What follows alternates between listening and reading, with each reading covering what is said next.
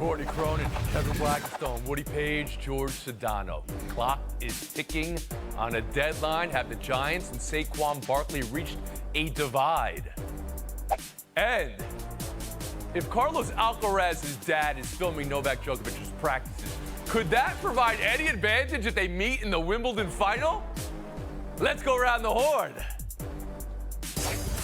I'll say this. If my father, Pop Reale, was filming anything, I'm not sure I'd be able to get anything from that with those meaty fingers, those thumbs all up in the lens. The day I can't give the game everything on the floor, the day I'll be done. Lucky for you guys, that day is not today. Not exactly breaking news, but LeBron clearly enjoyed saying it. He's coming back for year 21. George Sedano, how'd you hear LeBron last night at the ESPYs? I heard him give the Lakers clarity, Tony, because I was there when they got swept by the Nuggets, and tricky LeBron decided to sneak in. He didn't know about his future when they had already said, last question. And everybody was like, wait a second, did he just say he may retire? So the fact that he did give us some clarity is one thing. And I also think for the Lakers, they are now operating, in my estimation, as this could be a one-year situation, or at least year to year with LeBron. Now, we've seen that in Cleveland when he was in his prime, but now we see this at the end of his career, which I think is a different way you have to handle this if you're the Lakers. So I like now, in retrospect, even more their signings of Austin Reeves, Rui Hachimura, injecting some youth here while still trying to stay competitive in the Western Conference. So I think that's how I hear it, that this will be potentially LeBron's last season in the NBA. Woody Page, is that what you heard? Well, I didn't hear what George was saying. I was paying no attention because he was the only person in Los Angeles or Las Vegas that thought he might not be coming back. After that final game against the Nuggets, he had an incredible performance. He wasn't going to retire. He wants to come back and continue to play, and he's showing it. And I think it's a situation with the Lakers that with him, they have a chance to win the title. Without him, they got no chance to win the title, and Davis might as well be back in New Orleans where he started his professional career. But they have actually brought back the guys that will help him. They've added to that over the past year, and I think he's in a situation where he believes genuinely that they have a chance. I mean, if they'd gotten past the Nuggets, they might have been in the finals against the Miami Heat with a chance to win. So, of course, he's coming back. I wasn't surprised. I wasn't chagrined. I was happy that he's still in professional basketball. We get to see LeBron James. Kevin Blackstone, how'd you hear LeBron last night? Yeah, I heard him say this is great news for the Los Angeles Lakers. He's still got a lot to give in this league. He averaged, 28 points last year, 30 points before that. The only thing he cannot do anymore is give you 82 games a year. You know, he'll give you 55 or 60. And what the Lakers need to do is find someone who can help their cause through the other 20-some games a year. And so somebody's got to step up. Is it going to be one of the new guys, one of the guys that they sign when the young guys step up? Is it going to be Anthony Davis finally picking up a little bit of the rope from LeBron James? But this is good news for the Lakers. It's good news for the league. And, you know, this guy wants to hang around and do things that still no one else has done, like, for example, play with his son. And Courtney Cronin. I love the idea that LeBron was actually considering retirement. I don't think anybody, LeBron included, actually felt that way. So for him to come out and break his silence, or whatever we want to call it, this was completely calculated. He had a Hollywood audience in front of him. So this was the resolution that I think everybody was expecting. What I did take from him, though, when he was talking about, I never cheated the game, and I want to be able to play and give everything I have. When I can't do that, I don't want to play anymore. To me, I heard that LeBron's healthy. Remember, he had that foot injury during the NBA playoffs. He was still able to drop 40 points in that game where they lost against the Denver Nuggets when they got swept. Still very important that he's able to maintain his health, but it sounds like things are trending in that direction where you're going to get a healthy LeBron to start the 2023 season. George, let me ask you a follow-up question. How much do you think it means to LeBron, this is year 21, that's the second most anyone's ever played, that he plays the most seasons in NBA history, 22 or 23, that he plays the most games in NBA history.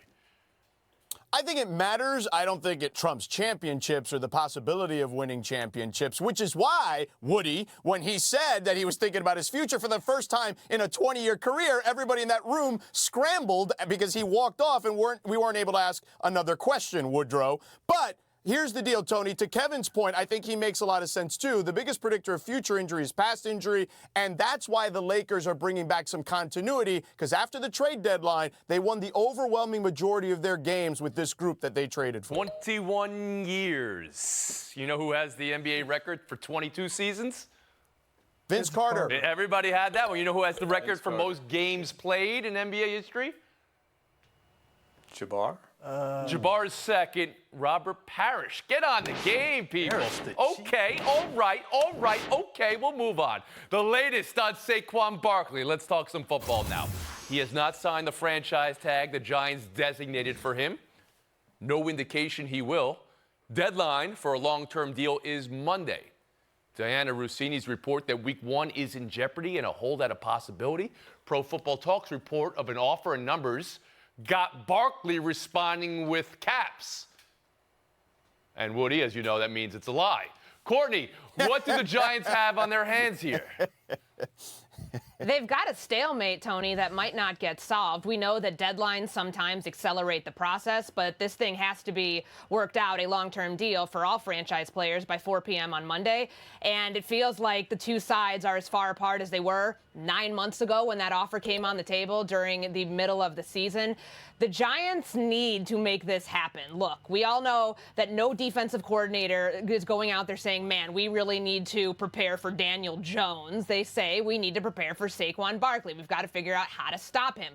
When Daniel Jones and Saquon Barkley are on the field together, Jones has thrown 41 touchdowns to 17 interceptions and has a 91.4 passer rating. When Saquon Barkley is off of the field, it's 16 touchdowns, 17 interceptions, a 77.3 passer rating for Jones. He is the Giants' offense. The Giants need to prioritize this and get something done. Or, as we heard from Saquon earlier this summer, he's willing to play that card about potentially sitting out. So you believe there is a chance he sits out? He pulls a Le'Veon Bell. Did that work? Do you believe that's a playbook you want to look from?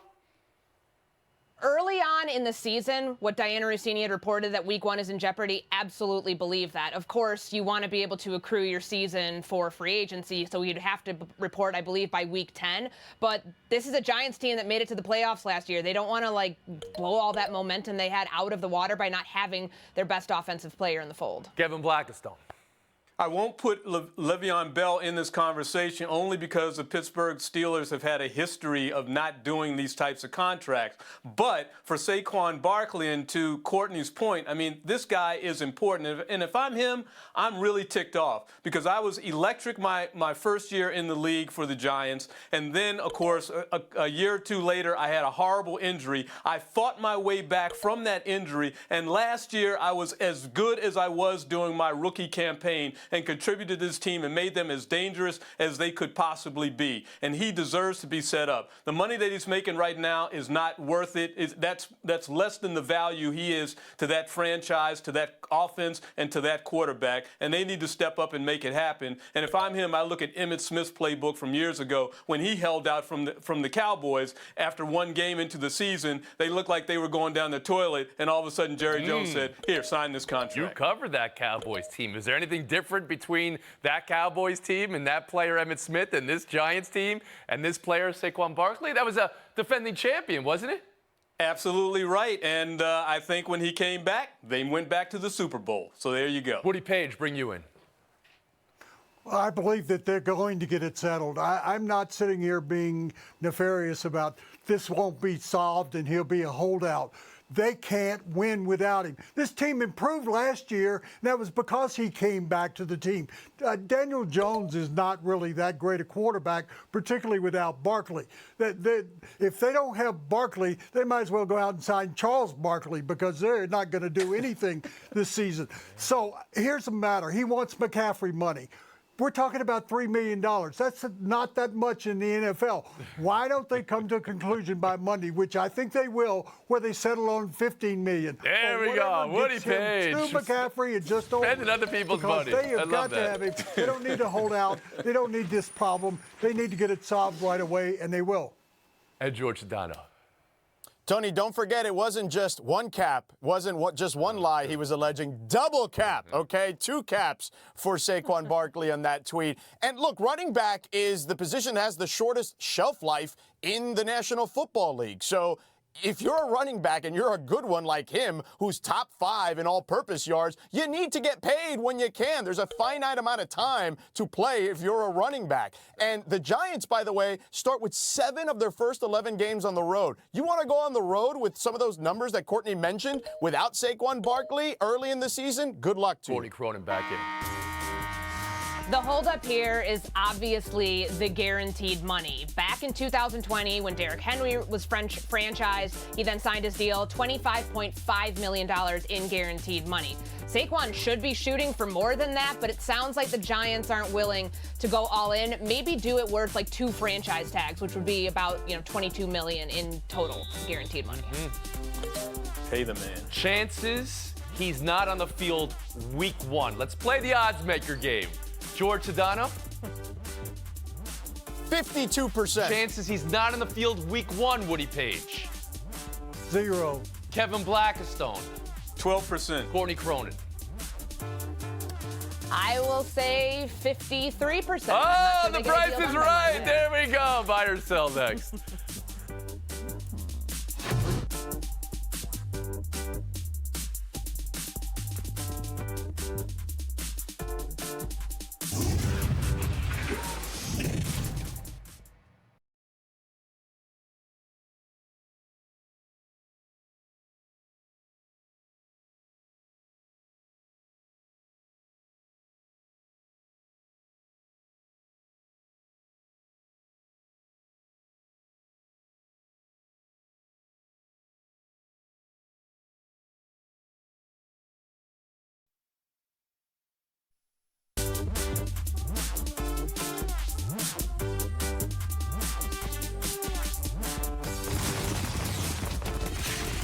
On the list of unstoppable forces in sports right now, where is Novak Djokovic? Already the record-breaking summer for majors, and now a staring down a season Grand Slam. Semis at Wimbledon is Djokovic, Sinner, Alcaraz, Medvedev. That's 4 of the top 8. It's stacked. Alcaraz's dad is filming Djokovic's practices. Carlos was asked about it, and he said he didn't deny it. He's like, yeah, he probably is. Wouldn't surprise me if he was. That's what he said. Kevin, Djokovic or the field? And who's got the best shot to take down Djokovic, if you believe it's somebody? Well, it's Djokovic, but if there's somebody to take him down, it's going to be Alcaraz. Remember, he got the #1 ranking back after he won the Queens tournament. He is 1-1 against Djokovic. Sinner's got no shot against him. Medvedev, I don't think has a very good shot against him. But this kid is playing lights out tennis right now, and if anybody can do it, he can do it. Courtney Cronin? What Sinner's trying to do is damn near impossible, which is beating Djokovic at a Grand Slam. The last player to do that was Rafa 13 months ago. And I think that you take a look at some of the struggles, if you want to call it that he's had at Wimbledon. Every time that his opponent has given him a threat, Djokovic has come surging back. These two faced off during the quarterfinals last year. Sinner had the first 2. He got him on the first 2. Djokovic then won the final 3 sets, and it wasn't even close. So give me Djokovic versus the field. Sedano? Tony, you know who's beaten Djokovic in the last 5 Wimbledons? That's nobody. So I'm taking Djokovic, even though I do think Alcaraz would give him the best match, but he's got the tougher draw, Alcaraz, with Medvedev. I think Joker's going to be a little more rested going into that final. And Woody Page? I might go with Djokovic, too. I think that George is right. He is going to get into his 5th final, and he's also going to have a chance to sweep all 4 majors this year because he gets to come back to America and play after being denied here before. So I think even though he's going to be tested by Sinner, who had those 2 sets last year, I don't think he's going to be beat by either one of the 3. Well, Alcaraz has to get through Medvedev, or Medvedev has to get through Alcaraz. Medvedev has beaten Djokovic before in the past as well. They played quite a few times. But Alcaraz's dad. You know, my father is got the phone. He's shooting the. Anthony, I was taking video of PTI to see what Tony and Mike are doing to see how your game would be able to relate. You know, but his finger's always in the shot. I would love to know the video that Alcaraz's dad. Maybe it's just me. I'll move on. Buy or sell two. Could the Toronto Raptors move Pascal Siakam? Reports are mounting. And Michael Grange of Sportsnet says there's a separation growing between the team and the All-Star. George, buy or sell the Raptors moving Siakam and going full rebuild?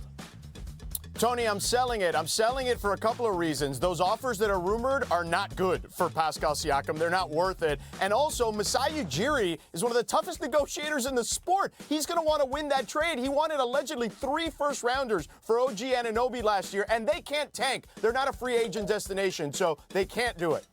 Woody Page. In Ujiri, I trust. I saw him deal with Carmelo Anthony when he left the Denver Nuggets and how he was able to get 6 players and 3 draft choices. He is, as George said, a tough negotiator. These deals are not that good. I think he keeps Siakam right there in Toronto with Scotty Barnes, and you've got a good pair to work with. Kevin Blackstone.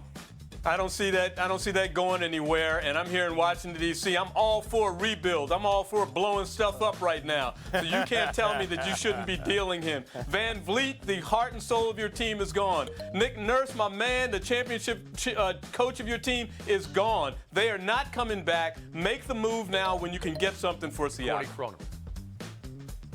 They need to move him because he's in the final year of his contract, so you got to get something for a 2-time All-Star. And they were so bad at three-point shooting last year. They got Grady Dick, who started Kansas, one of the best shooters in the draft. And I think if Atlanta, which is a team that's been rumored to be in the mix, if they're willing to part ways with some of their shooters, that might sweeten the deal for the Toronto Raptors. So you think it's in Atlanta that's in play for Siakam? Is there somebody, George, I know you don't think it's going to happen, that's closer to contender that might be wooed here? Indiana. If Indiana can get him, that changes their trajectory for sure with Mathurin and Halliburton. Those 2 guys are stars. So you say Indiana. So you think they could be a contender now? Okay. They would be the one team that if they got Siakam, they would change their trajectory in the Eastern Conference, yes. Wow, okay. We'll move on. Buy or sell 3, Summer League. Could we be witnessing the rise of Chet Holmgren? He's healthy and he's balling. 25-9, 5 blocks last night. He had 16 and 10 the game before. George, you were on the call of that game. How real is the Summer League for Holmgren? What are you seeing? He's getting better, Tony, and he's put on 15 pounds of muscle. I know it doesn't look like it, but, you know, he's got a couple of weaknesses still, and I think it's just more his base, kind of like Wembanyama a little bit in that regard. I think their trajectories could be very similar when it comes to their physical build, but I think Holmgren is ahead of him, obviously, at this point because he's got a year of NBA training in his bag at this point. But you see him blocking shots defensively, shooting from 3, passing. He's got the whole game for sure. You're high on him. Here we go. Woody Page, how about you? I'm also buying him. That Liz Frank injury was so devastating that you have to wonder about his comeback from it. The number 2 draft choice overall last year, and the way he played and showing you developing that muscle tone, even though he's still thin, I think he's in for a real good year and a comeback player. KB, are you putting stock in these Summer League stats and games he's played? I don't put any stock in the number of points he's scoring. I don't put any stock in his shooting percentage. I don't put any stock or much stock in him blocking shots. The only thing he needs to stay away from, the most important thing, is DNP. He needs to stay healthy. That's what everybody wants to see, and then you can see what kind of player you get. Cronin. If he does stay healthy, he's the missing piece that this rebuild needs to take that next step. Oklahoma City was a play-in team last year. They have Shai Gilgeous-Alexander, a bunch of young players, and if Holmgren ends up staying healthy this year, they get size that they didn't have. Last year, top 8 players in total minutes. No one was taller than 6'6". That's Josh Giddey. He's a guard. Imagine what happens if you have size, a 7'1" in Chet Holmgren. Hey, everybody high on Holmgren. Sedano and Blackstone will be our showdown. Woody Page, thanks for the time today. Courtney Cronin, always great to have you. Boy, To best enter, panel of the week. but only one will leave next.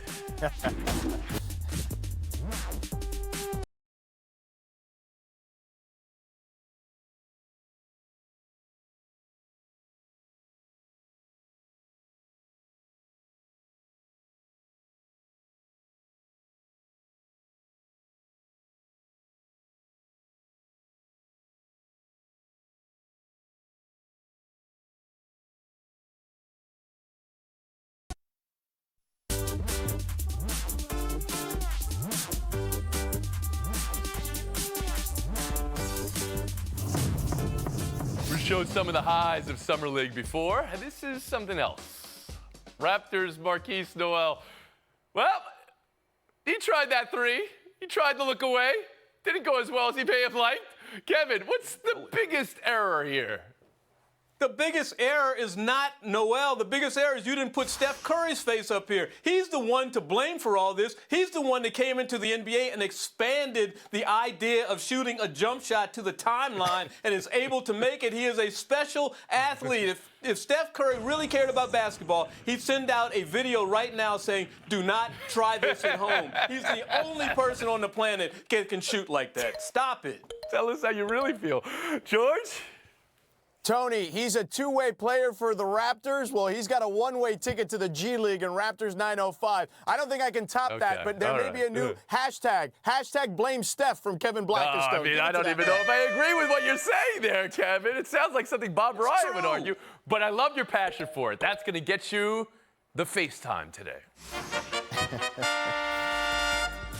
I hope no one missed the ruling the other day by the European Court of Human Rights, which decided that Caster Semenya, the South African 800 runner, who's one of the greatest athletes we've seen in the past 15 years, was being discriminated against by being forced to reduce her testosterone level in order to fairly compete against other women. She is a woman. She lost 4 years of her career. Who knows if she'll be able to get back to her status in Paris. But I certainly hope that the track body and the sports bodies of the world examine this ruling and realize that they are doing a great disservice by forcing men and women who may have a high testosterone level that they were born with to reduce it in order to compete. Thank you for that time, Kevin Blackistone. Courtney, Woody, George, thanks for being with us today.